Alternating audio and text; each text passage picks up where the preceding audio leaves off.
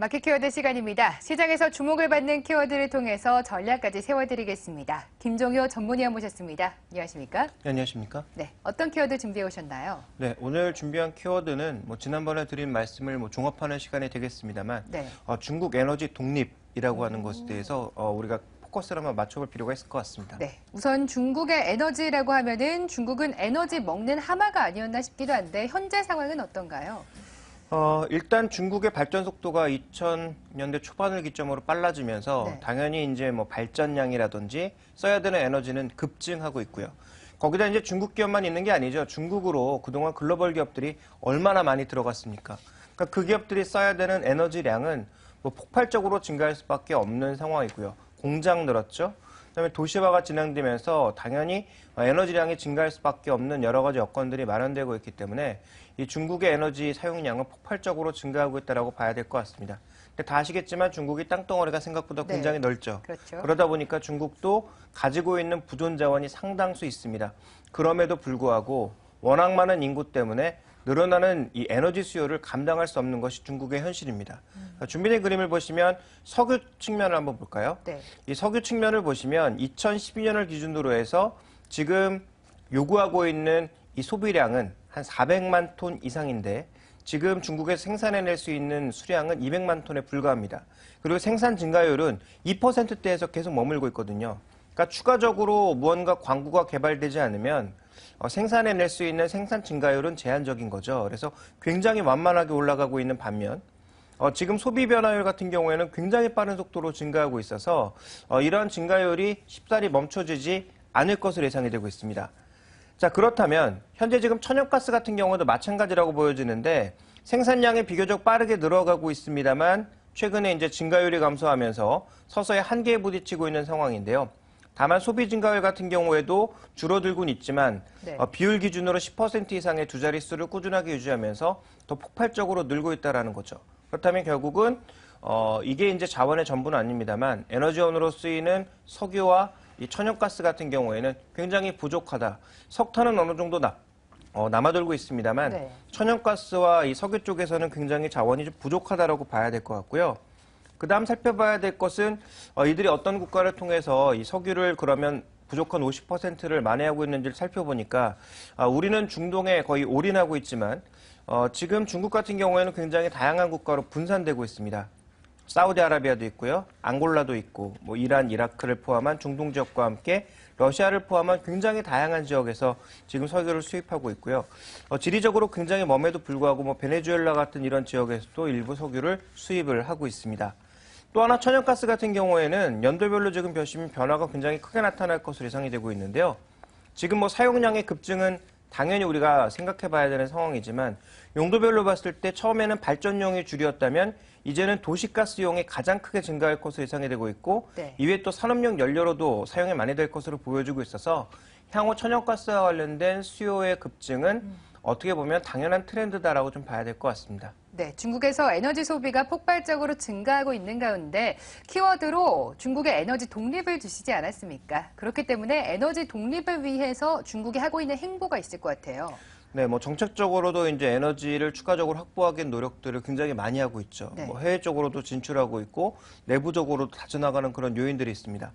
먼저 내부적으로 무엇을 다져나가고 있느냐? 아까도 말씀드렸다시피 석유도 늘어나지만 천연가스의 그 증가량이 많이 예상이 되고 있는데요. 준비된 그림을 보시면 중국도 지금 이 남부 지역과 함께 일부 북부 지역을 중심으로 해서 셰일가스의 생산이 굉장히 많이 묻혀 있습니다. 그래서 가능할 것으로 보여지고 있는데요. 지금 보시면 우리가 이제 회복 가능한, 그러니까 이제 캔에서 사용할 수 있는 정도의 양을 기준으로 봤을 때 미국이 이제 셰일가스는 가장 많고요. 두 번째로 많은 게 중국이거든요. 그러니까 중국도 셰일가스 개발에 따른 추가적인 수요가 많이 나타날 것으로 예상이 되고 있고 이것으로 에너지 부족을 상당 부분 메꿔갈 가능성. 그래서 지금 전 세계 시장에서 뜨고 있는 에너지는 어떻게 보면 석유보다는 천연가스 쪽인데 천연가스 개발은 셰일가스 개발을 통해서 많이 내부적으로 메꿔 나갈 가능성이 현재 제기가 되고 있습니다. 또 정책적으로도 밀고 있는 상황이고요. 그 다음 살펴봐야 될 것은 이 중국이 여러 가지 국영 기업들을 통해서 이 석유가스를 4가지 수입 채널을 가지고 가고 있습니다. 북쪽으로는 러시아와 카자흐스탄, 그리고 이 아메리카 지역 쪽에서는 뭐 베네수엘라라든지 이런 지역들을 통해서 또 아프리카 쪽에서는 앙골라를 포함한 뭐 이디오피아, 나이지리아 같은 지역들을 통해서 수입을 하고 있고요.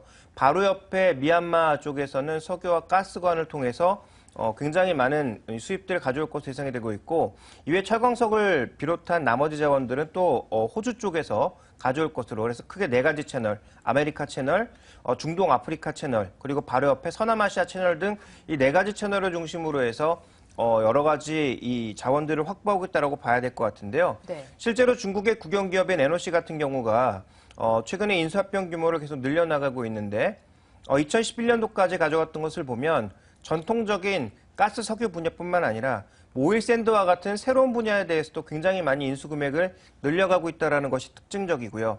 지역별로 살펴봤을 때 CNPC 같은 지역들이 아까 말씀드렸던 아메리카, 아프리카, 그다음에 서남아시아, 그다음에 호주를 비롯한 이런 네 가지 지역에 집중적으로 지금 국가뿐만 아니라 국영기업들도 투자를 하고 있는 상황이고요.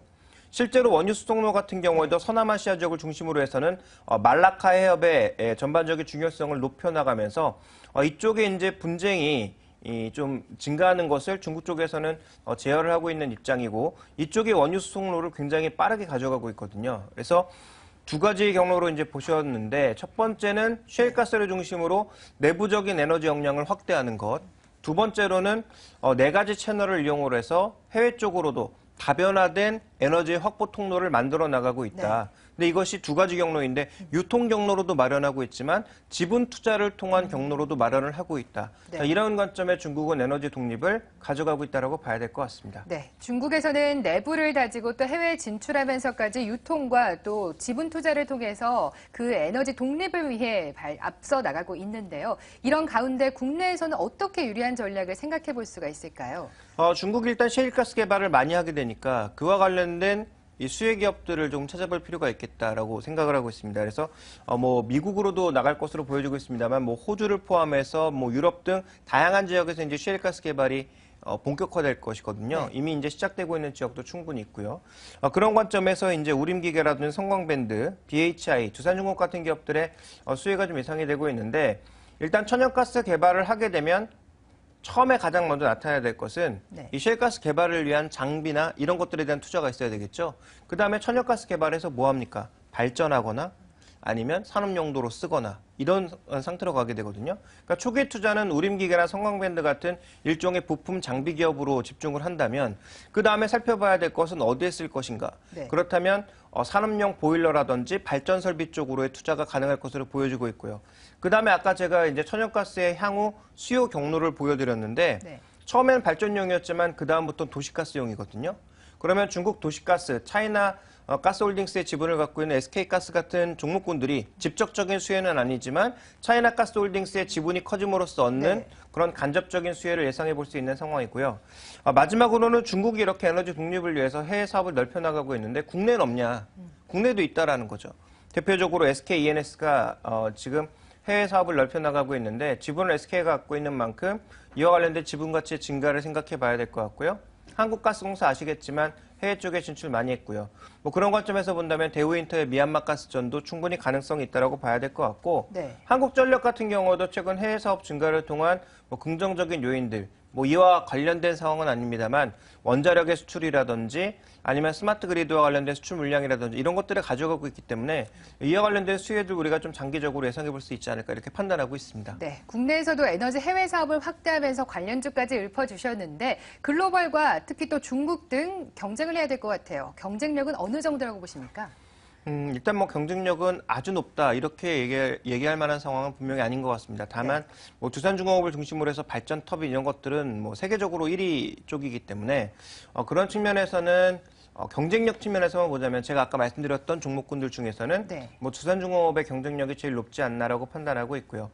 또 하나 산업용 보일러, 최근에 이제 기존의 석탄 화력발전소 이런 쪽도 폐열해서 보일러를 통해서 남는 열을 다시 한번 발전하는 그런 이 복합화력 발전들이 늘어가고 있거든요. 네. 그러니까 그런 트렌드를 본다면 또 가스 발전소에서 복합화력 발전소의 사용량이 좀 더 늘 것을 고려해 본다면 BHA 같은 산업용 보일러에서 좀 경쟁력 있는 기업들에 대해서는 그나마 우리가 좀 가능성을 가져도 되지 않을까라고 보고 있고요. 네. 그다음에 마지막으로 한국전력 같은 경우에는 워낙 뭐 내수가 강하기 때문에 뭐 해외 쪽의 경쟁력은 상대적으로 떨어진다라고 볼 수 있겠습니다만 이 내수의 경쟁력 자체가 또 충분히 인정받을 만한 그런 영역이고 네. 자산 가치 대비해서 워낙 할인율이 크기 때문에 이 부분을 좀 보신다면 경쟁력이 있지 않을까라고 생각을 하고 있습니다. 네, 알겠습니다. 중국이 에너지 독립을 위해 발걸음을 빠르게 진행시키는 동안 국내 유망주들 전략까지 세워주셨습니다. 김종효 전문위원과 함께했습니다. 고맙습니다.